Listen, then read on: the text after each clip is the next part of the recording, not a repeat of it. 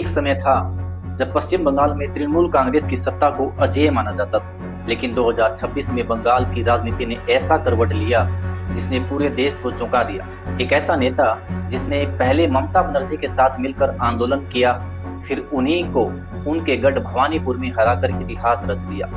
नाम है शुवेंदु अधिकारी और अब पश्चिम बंगाल के पहले भाजपा मुख्यमंत्री। आज की इस वीडियो में हम जानेंगे शुवेंदु अधिकारी का पूरा राजनीतिक सफर, नंदीग्राम आंदोलन से लेकर मुख्यमंत्री बनने तक की कहानी, उनकी शिक्षा, परिवार, राजनीतिक रणनीति और वो वजह जिसने उन्हें मेदिनीपुर का शेर बना दिया। सबसे पहले शुरुआती जीवन की बात कर लेते हैं। 15 दिसंबर 1970 करकुली गांव में जन्म हुआ एक ऐसे बच्चे का जो आगे चलकर बंगाल की राजनीति की दिशा बदलने वाला था। शुवेंदु अधिकारी का परिवार पहले से राजनीति में सक्रिय था। उनके पिता शिशिर कुमार अधिकारी केंद्र सरकार में मंत्री रह चुके थे।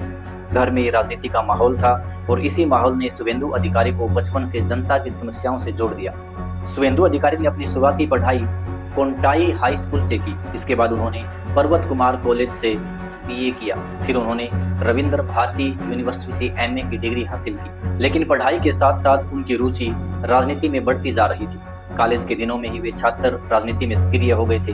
फिर आया साल 1995। यही वो साल था जब शुवेंदु अधिकारी ने पहली बार चुनाव जीता। वे कांथी नगर पालिका के पार्षद बने। इसके बाद उनका राजनीतिक सफर तेजी से आगे बढ़ता गया। 2006 में वे पश्चिम बंगाल विधानसभा के लिए विधायक चुने गए, लेकिन असली पहचान उन्हें मिली नंदीग्राम आंदोलन से। साल था 2007। पश्चिम बंगाल में जमीन अधिग्रहण को लेकर बड़ा विवाद शुरू हुआ।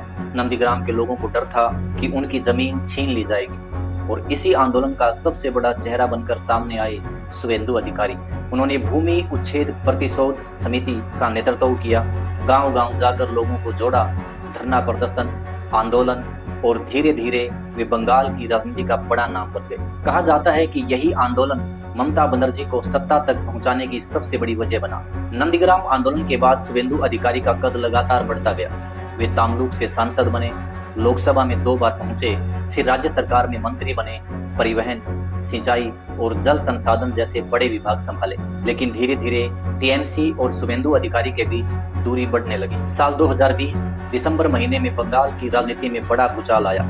शुवेंदु अधिकारी ने तृणमूल कांग्रेस छोड़ दी और भारतीय जनता पार्टी में शामिल हो गए। उन्होंने आरोप लगाया कि टीएमसी में वंशवाद बढ़ रहा है। इसके बाद बंगाल का चुनाव सिर्फ 2 पार्टियों का नहीं रहा, बल्कि यह बन गया ममता बनर्जी बनाम शुवेंदु अधिकारी। 2021 के विधानसभा चुनाव में पूरे देश की नजर नंदीग्राम पर थी। एक तरफ थी मुख्यमंत्री ममता बनर्जी और दूसरी तरफ थे शुवेंदु अधिकारी। नतीजा आया और इतिहास बन गया। शुवेंदु अधिकारी ने ममता बनर्जी को हराकर पूरे देश को चौंका दिया। इसके बाद वे पश्चिम बंगाल विधानसभा में विपक्ष के नेता बने। लेकिन असली कहानी अभी बाकी थी। 2026 विधानसभा चुनाव में भाजपा ने शुवेंदु अधिकारी को सबसे बड़ा चेहरा बनाया। उन्होंने 2 सीटों से चुनाव लड़ा, नंदीग्राम और भवानीपुर, जो ममता बनर्जी का गढ़ माना जाता था। लेकिन इस बार बंगाल की जनता ने नया फैसला किया। शुवेंदु अधिकारी ने भवानीपुर में ममता बनर्जी को 15,000 से ज्यादा वोटों से हरा दिया और सिर्फ इतना ही नहीं, उन्होंने नंदीग्राम सीट भी बरकरार रखी। इसी के साथ भाजपा ने 207 सीटों पर जीत दर्ज की और बंगाल में पहली बार भाजपा सरकार बनी। 8 मई 2026 को शुवेंदु अधिकारी को भाजपा विधायक दल का नेता चुना गया और 9 मई 2026 पश्चिम बंगाल के इतिहास का वो दिन बन गया जब पहली बार भाजपा का कोई नेता राज्य का मुख्यमंत्री बना। शुवेंदु अधिकारी ने मुख्यमंत्री पद की शपथ ली। समर्थकों ने उन्हें नाम दिया मेदिनीपुर का शेर।